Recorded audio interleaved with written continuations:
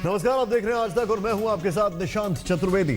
नेपाल के मशहूर कारोबारी और सांसद के भाई सुरेश केडिया को बिहार पुलिस ने अपहरणकर्ताओं के चंगुल से छुड़ा लिया है। पुलिस ने एक अपहरणकर्ता को भी हथियारों के साथ गिरफ्तार किया है। अपहरणकर्ताओं ने 2 दिन पहले रक्सौल से लूटी एक स्कॉर्पियो से नेपाल में घुसकर सुरेश केडिया को अगवा किया था और 100 करोड़ रुपए की फिरौती मांगी थी।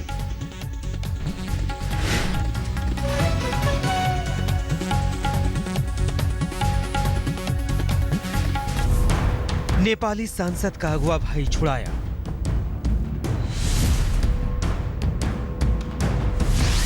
बिहार के मोतिहारी में मिला कारोबारी भाई। एसटीएफ ने आजाद कराया सांसद का भाई। नेपाल के मशहूर कारोबारी और नेपाल के सांसद बिमल केडिया के भाई सुरेश केडिया को एसटीएफ ने बिहार के मोतिहारी से छुड़ा लिया है।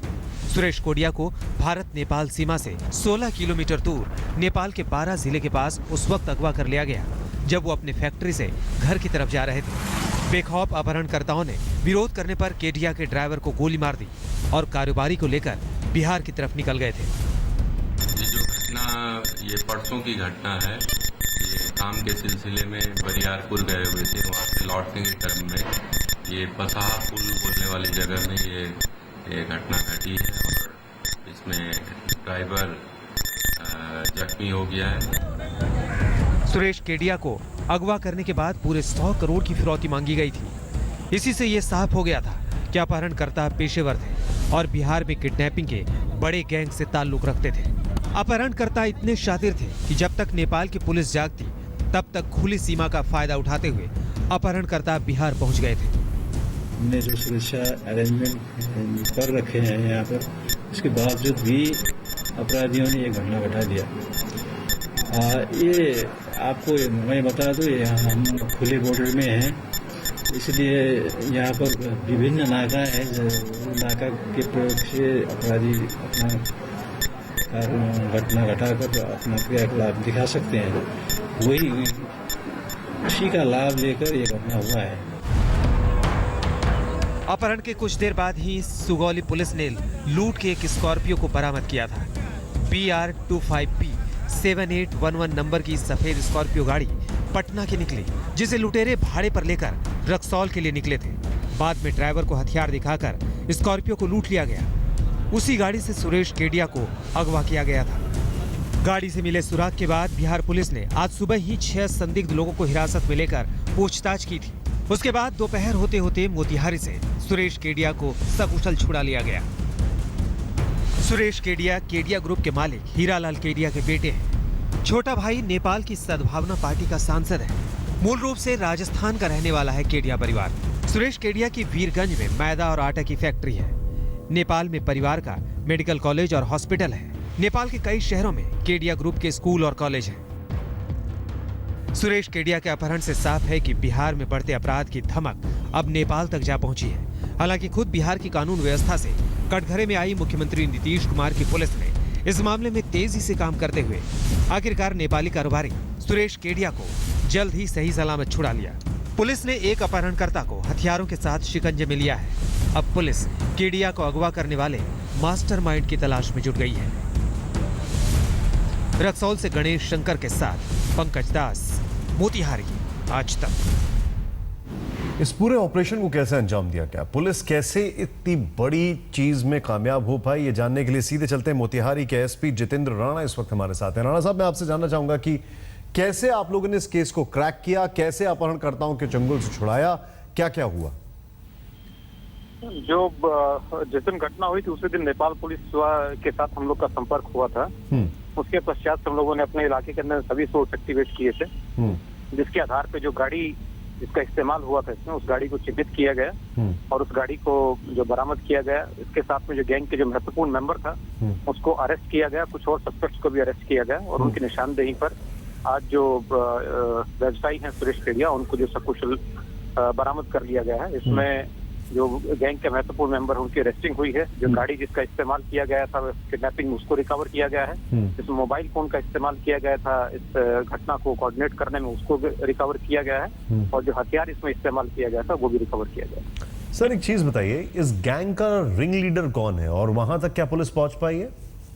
ये सभी बातें अभी आगे अनुसंधान में है, क्योंकि जो बाकी जो गैंग मेंबर्स हैं उनके अरेस्टिंग के लिए अभी छापेमारी में हमारी टीमें निकली हुई हैं। और ये सभी जो बातें जो अनुसंधान में जो आगे स्पष्ट होंगी कि कौन कौन गैंग मेंबर्स हैं इसके अंदर में, और इसमें जो दोनों तरफ से नेपाल और जो बिहार के क्षेत्र में जो कार्यरत जो गैंग हैं, तो उन दोनों की संलिप्तता सामने में आ रही है। परंतु ये सब जो आगे अनुसंधान के दौरान जो स्पष्ट होगा, जो आगे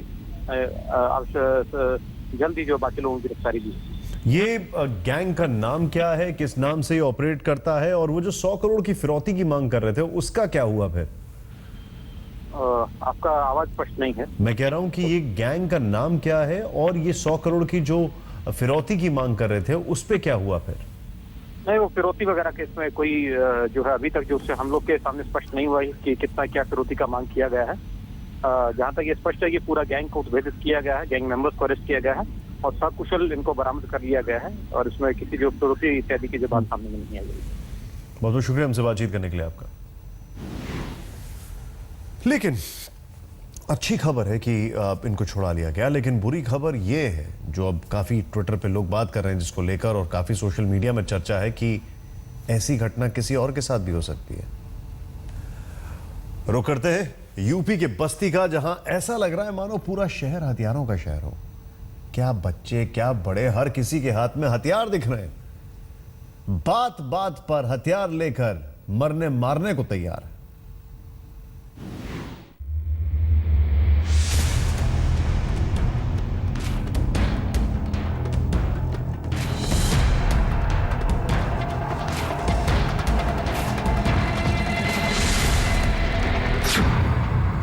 बच्चों के हाथ में हथियार,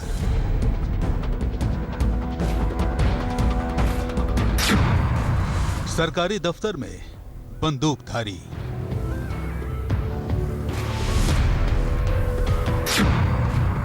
बस्ती में हाथ हाथ हथियार।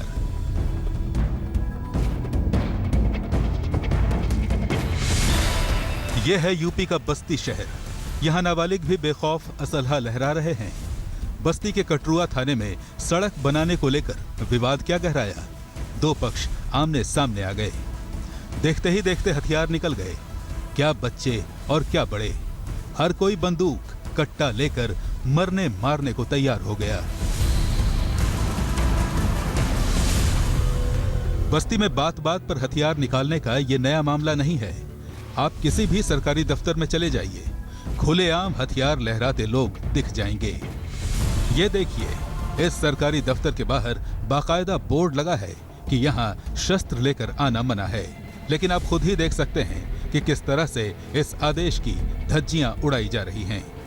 हथियारों के साथ सरकारी दफ्तर में आने का क्या मतलब है, ये बात सीडीओ शोभरन सिंह की बातों से समझा जा सकता है। वो कहते हैं कि हथियारों के साथ आने का मतलब है परोक्ष तौर पर धमकी देना। कि इस तरह की असलहा लेकर के, उससे ये स्पष्ट होता है कि असलहा लेकर के एक तो इनडायरेक्ट वे में धमकी इस टाइप की लगती है, और इस धमकी को मद्देनज़र रखते हुए मैंने बाहर लिखवा भी दिया, एक रिक्वेस्ट टाइप की भी लिखवा दी कि लोग असलहा लेकर के अंदर ना आए। और मैंने पुलिस अधीक्षक को एक इस संबंध में फोर्स के लिए लिखा है।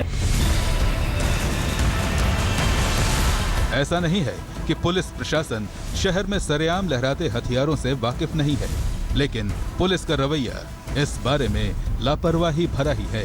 सीडीओ की शिकायत के बाद भी पुलिस अधिकारियों का क्या कहना है, आप खुद ही सुन लीजिए। नहीं, अभी इस तरह की कोई चीज़ यहाँ प्रदर्शन मेरे संज्ञान में नहीं आई है, और न ही किसी ने अभी तक शिकायत की है। जांच करा करके इसमें कार्रवाई करा दूंगा। क्या सर किस तरह की कार्रवाई होगी? क्या किस तरीके लाइसेंस निरस्तीकरण होगा, या जो अवैध असलहे हैं उनका भी किस तरीके से? नहीं, जिस तरह का अपराध होगा, जो भी नियमानुकूल जो चीज़ें होंगी उस तरह की कार्रवाई होगी। असलहे आदमी को अपनी सुरक्षा के लिए मिले हुए हैं, तो उसको लेकर के चलते हैं, तो उसमें कोई ऐसी बुराई नहीं है। लेकिन जो प्रतिबंधित सरकारी कार्यालय है उसमें अगर कोई लेके जाता है तो वो गलत है, उस पर कार्रवाई होनी चाहिए। हमारी जानकारी में अभी तक ऐसी कोई शिकायत नहीं आई है।